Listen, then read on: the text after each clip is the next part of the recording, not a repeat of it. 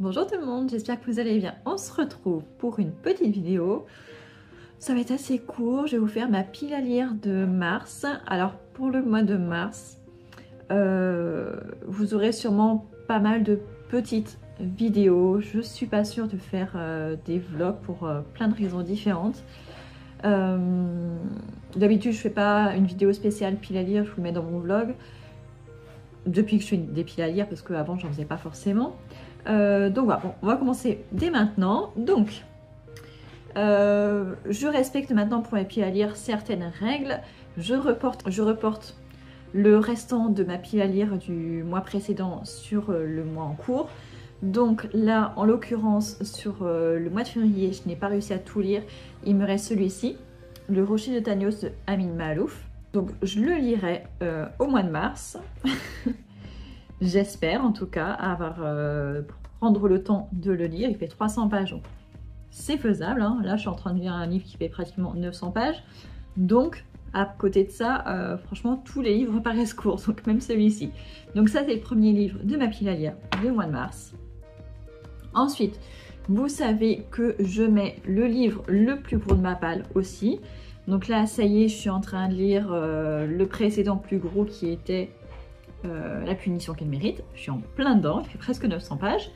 Et par contre, après, pour trouver celui d'après qui était le plus gros de ma palle, eh ben, c'était plus compliqué.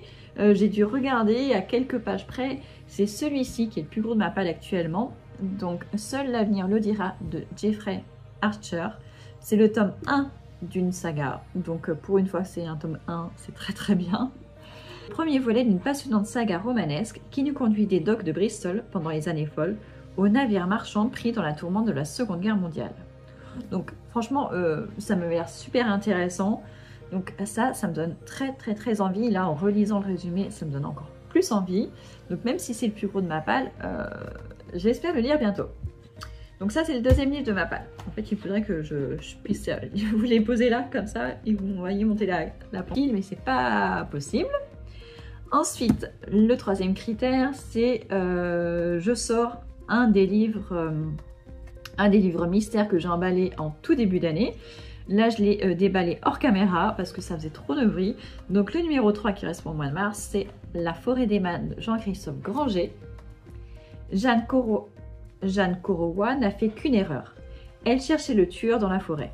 C'était la forêt qui était dans le tueur, comme l'enfant sauvage au fond de l'homme. C'est un thriller, ça veut tout et rien dire ce mini résumé. On verra bien ce que ça donne. Et celui-ci, il est gros aussi. Hein. Ouais, il fait 630 pages. Donc, c'est pas rien. Il aurait pu... D'ailleurs, il est plus gros que celui-ci qui fait 530 pages. Mais comme il était emballé, je pouvais pas savoir que c'était celui-ci le plus gros. Donc, on en est à 3 livres dans ma pile à lire de mars. Ensuite, je pense que... Je crois... vous avoir montré dans mon dernier vlog les livres que j'ai récupérés à la médiathèque. J'ai un doute, mais je crois que si. J'ai La vérité sur l'affaire Harry Kéber de Joël Dicker, qui sera mon premier Joël Dicker, et je crois que c'est son premier qu'il a écrit. Été 1975 dans le New Hampshire. Nola Kellergan, une jeune fille de 15 ans, disparaît dans des conditions mystérieuses. Au printemps 2008, à New York, Marcus Goldman, jeune écrivain à succès, est incapable d'écrire le nouveau roman qu'il doit remettre à son éditeur. Dans l'espoir de retrouver l'inspiration, il s'installe pour quelques semaines chez son ami et ancien professeur d'université Harry Kéber, l'un des écrivains les plus respectés du pays. Je ne lis pas la suite parce que sinon je vais me faire spoiler, je pense. Voilà, c'est quand même très connu, je me dois de le lire et j'en ai surtout très envie. Mais pareil, c'est un gros pavé, là j'enchaîne les pavés depuis le début de l'année en fait.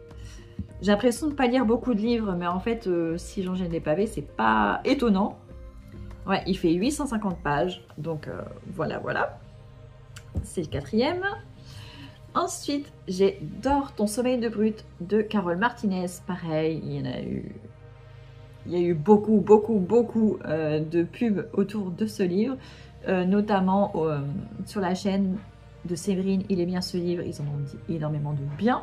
Donc voilà, j'espère aimer tout autant qu'eux.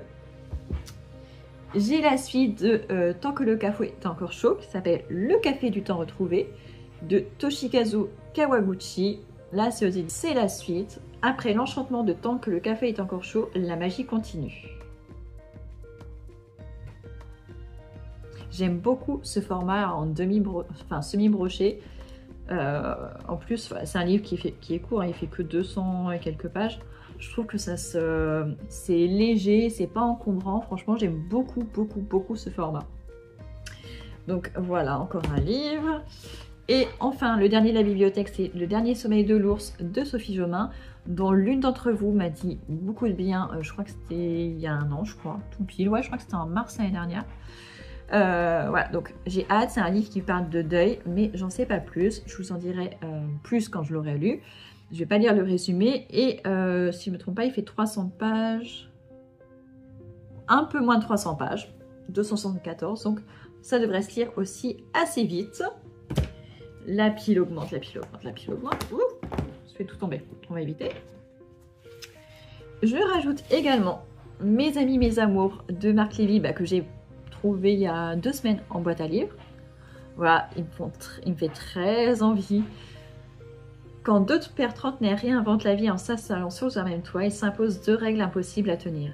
Pas de babysitter et aucune présence féminine dans la maison. Je lis beaucoup de choses qui se passent en Angleterre en ce moment, mais vraiment beaucoup. Là, le livre que je suis en train de lire en ce moment, il se passe en Angleterre. Avant, j'ai lu Orgueil et Préjugés, ça se passe en Angleterre. Avant, j'ai lu Ce que murmure le vent. Bon, ça se passait pas en Angleterre, mais en Irlande, donc c'était pas loin quand même. Et je crois avoir lu plus tôt dans le mois, j'avais lu Jalna. Alors ça se passait au Canada, mais avec des Anglais et des Irlandais. Donc là, je suis beaucoup centrée sur l'Angleterre. J'aimerais bien en sortir un petit peu quand même.